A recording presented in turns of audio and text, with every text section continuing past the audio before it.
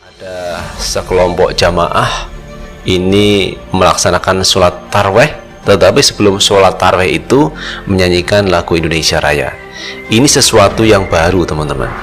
Indonesia tanah airku, tanah tumpah darahku, di sanalah aku berdiri dari pandu ibuku.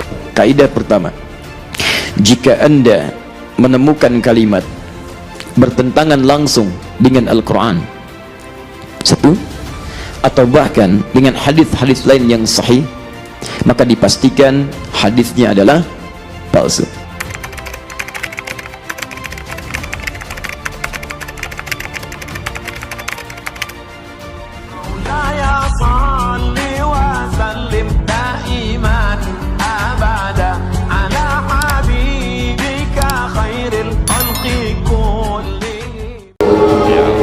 Yang kita lihat tadi beredar video jamaah masjid menyanyikan lagu Indonesia Raya. Infonya itu sebelum sholat tarawih. Dan saya pikir ini tidak lazim dilakukan, teman-teman, karena di semua negara ini tidak ada yang melakukan hal-hal seperti itu.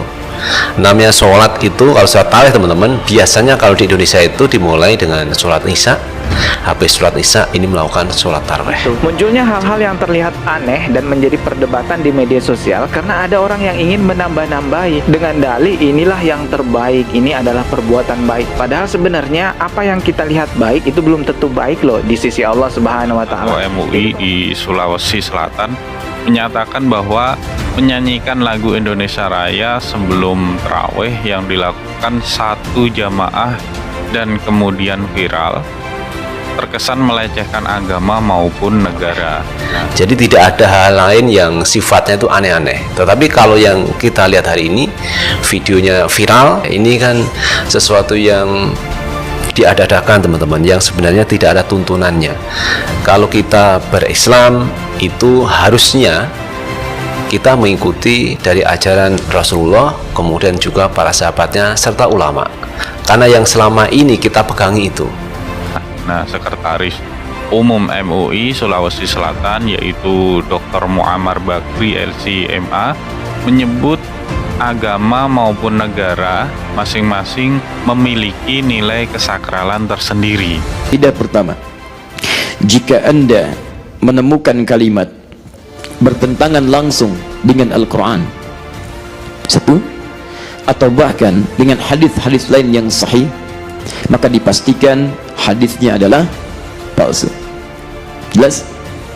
Misal, ada pernyataan begini, setiap hamba yang ibadahnya sudah mencapai puncaknya dan bening hatinya, wasafa qalbuhu, maka baginya tidak berlaku lagi amalan-amalan seperti salat. Misal, jelas ya?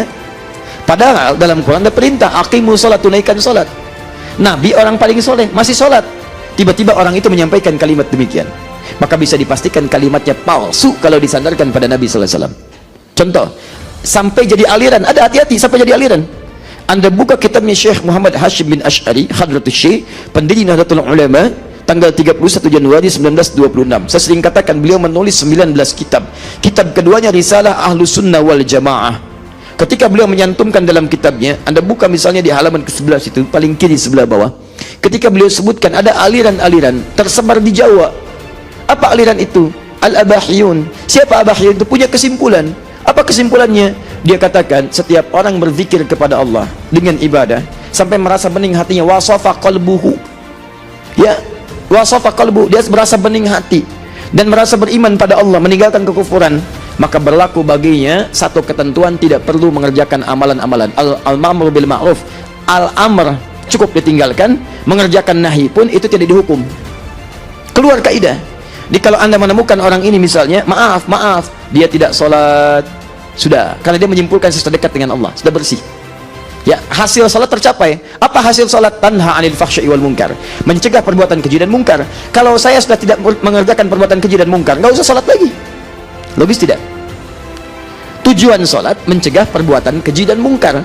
Sekarang ada orang sudah terbebas dari keji dan mungkar, dia nggak perlu sholat lagi. Logis tidak? Orang yang tidak belajar hukum fikih mengatakan logis, orang yang belajar fikih mengatakan tidak logis, karena meninggalkan sholat termasuk perbuatan mungkar. Meninggalkan sholat termasuk perbuatan mungkar. Orang ini mengatakan gak perlu sholat lagi, dan dia mengatakan, lihat kalimatnya, abahiyun, boleh-boleh saja tidak sholat, yang penting akhlaknya baik, yang penting dalam batin sholat. Maka dikenallah dengan aliran kebatinan. Sholatnya dalam batin, zikirnya di batin, yang penting akhlaknya baik. Itu udah ada. Beliau hukum itu dhalalah, itu sesat, bisa menghantarkan kepada kufur.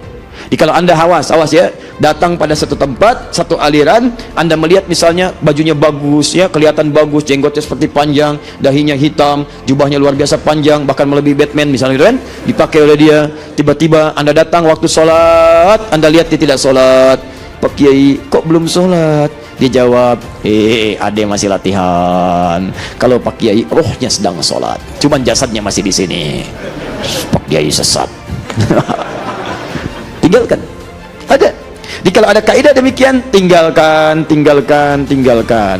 Siapa yang datang ke kuburan ini lalu dia melaksanakan di sini bacaan-bacaan zikir demikian, maka akan terbebas dari neraka jahanam. Misal, ya, siapa yang datang kemudian ke satu batu tertentu, kemudian dia memohon kepada batu itu untuk diberikan kemuliaan, maka akan dikabulkan kemudian seperti Nabi memberikan gambaran Hajar Aswad. Palsu, karena Quran melarang kemusyrikan.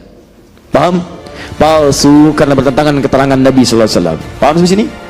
Jadi kalau ada yang bertentangan dengan Al-Qur'an dan hadis sekali, Seperti yang kita lihat tadi, beredar video jamaah masjid menyanyikan lagu Indonesia Raya. Infonya itu sebelum sholat tarawih. Dan saya pikir ini tidak lazim dilakukan teman-teman, karena di semua negara ini tidak ada yang melakukan hal-hal seperti itu.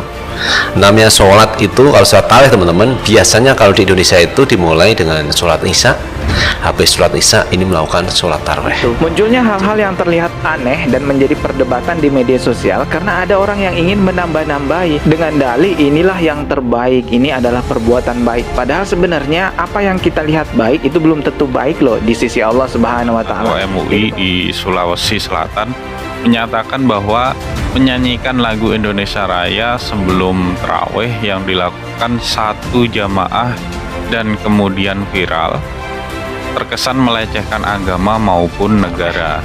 Jadi tidak ada hal lain yang sifatnya itu aneh-aneh. Tetapi kalau yang kita lihat hari ini, videonya viral, ini kan sesuatu yang diadakan teman-teman, yang sebenarnya tidak ada tuntunannya. Kalau kita berislam itu harusnya kita mengikuti dari ajaran Rasulullah, kemudian juga para sahabatnya serta ulama, karena yang selama ini kita pegangi itu. Nah, sekretaris